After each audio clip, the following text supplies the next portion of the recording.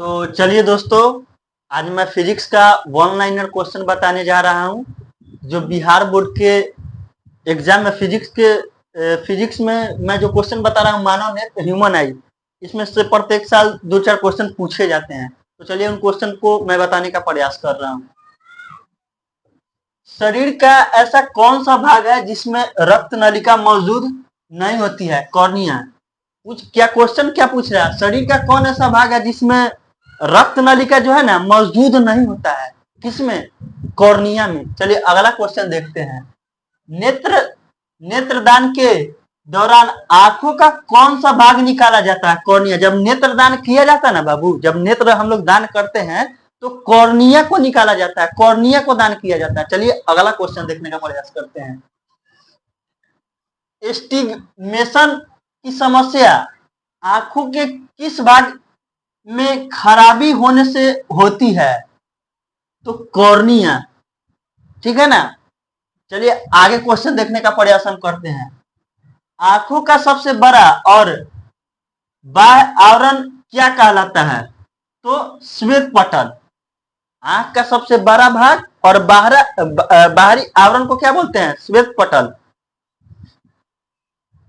इसको इंग्लिश में क्या बोलते हैं? स्केलेट्रा। स्केलेट्रा बोलते हैं ना, स्केलेट्रा।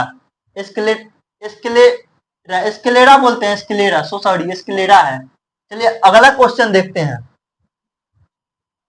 कॉर्निया और श्वेत पटल के बीच में फंक्शन का कार्य कौन करता है? क्या बोल रहा है? कॉर्निया और श्वेत पटल के बीच में फंक्शन का जो कार्य है ना, कौन करता है? तो स्लेम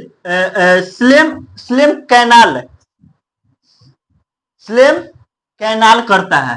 ठीक है ना। तो चलिए अगला क्वेश्चन देखते हैं। मानव नेत्र को निश्चित संरचना प्रदान करने का कार्य कौन करता है? तो श्वेत पटल। मानव नेत्र का क्या बोला क्वेश्चन? मानव नेत्र को सुनिश्चित संरचना प्रदान करने का कार्य कौन करता है? तो श्वेत पटल। तो चलिए आगे क्वेश्चन देखते हैं। सलेरा क्या बोल रहा है? सक्लेरा जो है ना, स्क्लेरा, इसको स्क्लेरा बोलते हैं। आधा सा है ना, ईश्वर से हम सक्लेरा बोले, इसके लिए सॉरी।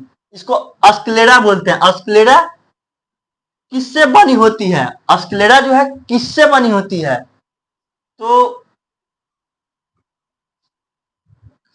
तो बनी होती है कोलोजन और इलास्टिन प्रोटीन जो है ना, इलास्टिन प्रोटीन और कोलोजन और इलास्टिन प्रोटीन से बनी होती है।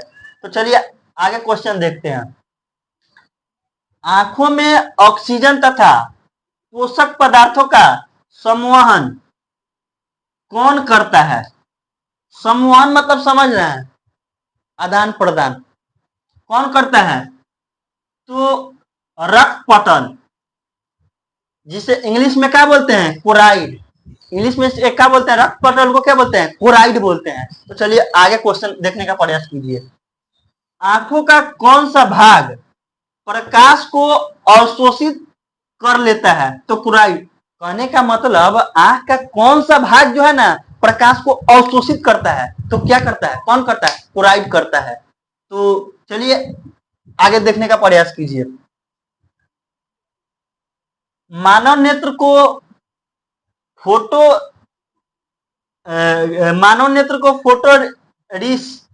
रिसेप्टर बोलते हैं। मानव नेत्र जो है ना फोटो रिसेप्टर अंग किसे कहा जाता है? तो रेटिना को कहा जाता है। जो मानव नेत्र है ना फोटो रिसेप्टर भी बोलते हैं। मानव नेत्र जो है ना फोटो रिसेप्टर के रूप में भी कार्य करता है। मतलब किस अंग को कहते हैं? तो रेटिना को कहते हैं। चलिए अगला क्वेश्चन हम देखते हैं। मानव नेत्र में बनने वाला प्रतिबिंब आंखों के किस भाग पर बनता है? मानव नेत्र में प्रतिबिंब किस भाग पर बनता है? तो रेटिना पर बनता है। देखो ऑप्शन में मतलब वन लाइन में बता रहा हूं, यहाँ देखिए रेटिना पर बनता है। तो चलिए आगे क्वेश्चन देखते हैं। मानव नेत्र में बना प्रतिबिंब, वास्तविक, उल्टा व छोटा।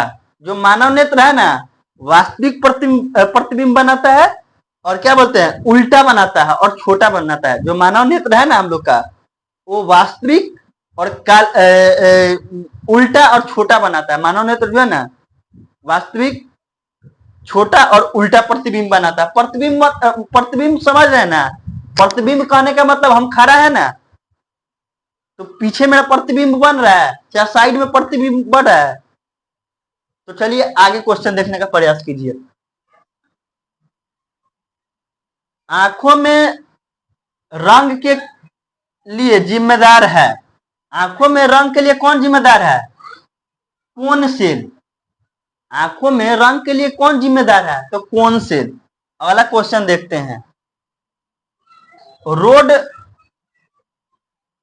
रोड सोल्ड है, रोड सोल्ड किस रंजक के प्रभाव से सक्रिय होता है, तो रेडिप्सिन रंजक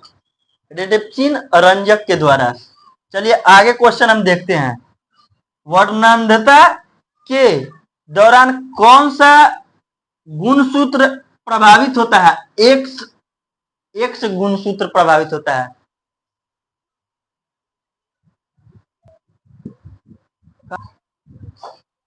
तो चलिए आज मैं मानव नेत्र ह्यूमन आई का कुछ क्वेश्चंस लेकर आया था आप लोगों के बीच। इस क्वेश्चंस को अपने दोस्तों में और मित्र में शेयर कीजिए और बताने का प्रयास कीजिए। अगला वीडियोज में मैं और इससे बेहतर लाने का प्रयास करता हूं। तो ठीक है, आज के लिए बस इतना ही।